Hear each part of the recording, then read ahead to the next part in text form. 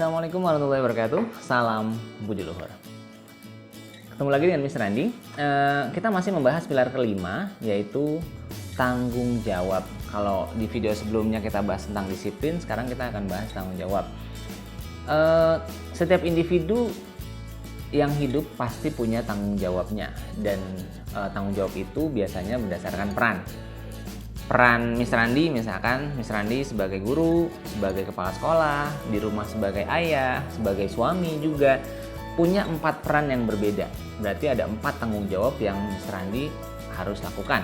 Nah, kalau teman-teman SMA biasanya ada 2 peran, sebagai siswa dan sebagai anak di rumah. Tapi mungkin juga teman-teman punya kegiatan lain, ada yang aktif di OSIS, ada yang aktif di duta, ada yang di NGO, ada yang punya terlibat dalam komunitas atau kegiatan lain. Berarti semakin banyak kegiatan, semakin banyak juga tanggung jawabnya. Nah, kalau itu dilihat dari perannya. Nah, tanggung jawab ini sebenarnya apa sih? Tanggung jawab ini adalah tanggung jawab perbuatan yang kita lakukan. Perbuatan yang kita lakukan ini kita harus mempertanggungjawabkannya, kita harus bisa bertanggung jawab. Apa ya bertanggung jawab tuh? Ada akibatnya. Contoh sebagai siswa, kalau kita bertanggung jawab terhadap tugas-tugas, maka konsekuensinya kita dapat nilainya bagus. Tapi kalau kita tidak bertanggung jawab terhadap tugas-tugas, maka konsekuensinya adalah akibatnya adalah nilai kita tidak bagus. Sederhananya seperti itu. Nah, tapi di satu sisi ada tanggung jawab lain yang Mr. Randy ingin sampaikan di sini. Yang pertama, tanggung jawab kita terhadap Tuhan, terhadap Allah.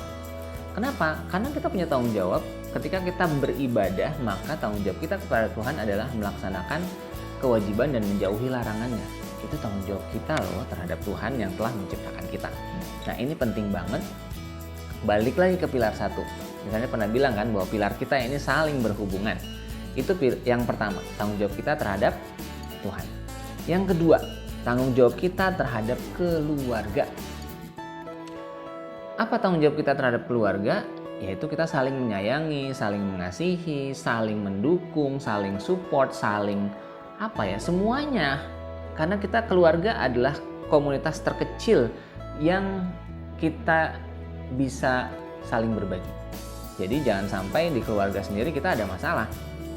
Karena kita punya tanggung jawab terhadap keluarga kita. Kalau kita kakak, punya tanggung jawab lagi terhadap adik, untuk menjaga adik, memberitahu, dan lain sebagainya. Yaitu terhadap keluarga.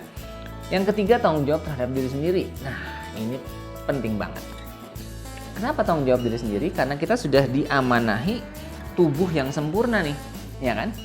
Kita sudah diamanahi sekolah di Budi Luhur, maka tanggung jawab kita adalah menjaga tubuh ini untuk tetap sehat. Caranya dengan apa? Istirahat yang cukup, makan bergizi, pola hidup yang baik. Pola hidup ya, ingat pola hidup yang baik berarti istirahat cukup, makan bergizi, dan waktunya tidur, waktunya belajar, waktunya main-main. Nah, itu termasuk tanggung jawab terhadap diri sendiri loh. Ingat, teman-teman mungkin sekarang masih muda nih, badannya tidak terasa. Kalau teman-teman sering tidur malam, pola hidupnya berubah, yang tadinya siang harusnya buat belajar, buat kerja, terus dipakai buat tidur, lalu malam begadang buat belajar atau buat main, metabolismenya akan berubah. Nah, efeknya itu 10-15 tahun lagi nanti teman-teman panen penyakit. Hati-hati ya, misalnya ini kasih tahu nih, karena misalnya sudah mengalami itu. Nah, yang keempat, tadi 3 ya. Yang keempat, tanggung jawab terhadap masyarakat. Kenapa? Kita punya tanggung jawab terhadap masyarakat loh. Kalau bahwa orang-orang yang berpendidikan itu punya tanggung jawab terhadap masyarakat. Bagaimana kita mampu melakukan perubahan terhadap masyarakat. Jadi ketika teman-teman SMA ini adalah laboratorium belajarnya itu adalah masyarakat dan sekolah.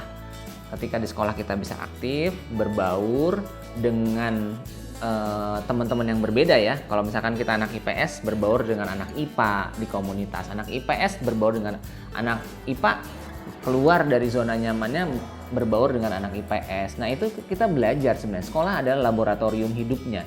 Ketika kita ke masyarakat, kita akan berbaur tuh sama teman-teman yang mungkin hanya lulusan SD, hanya lulusan SMP, hanya lulusan SMA.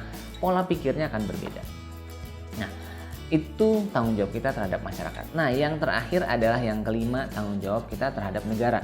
Kita juga punya tanggung jawab terhadap negara. Kenapa? Karena ketika kita sudah declare warga negara Indonesia, maka kita wajib menjaga nama baik negara.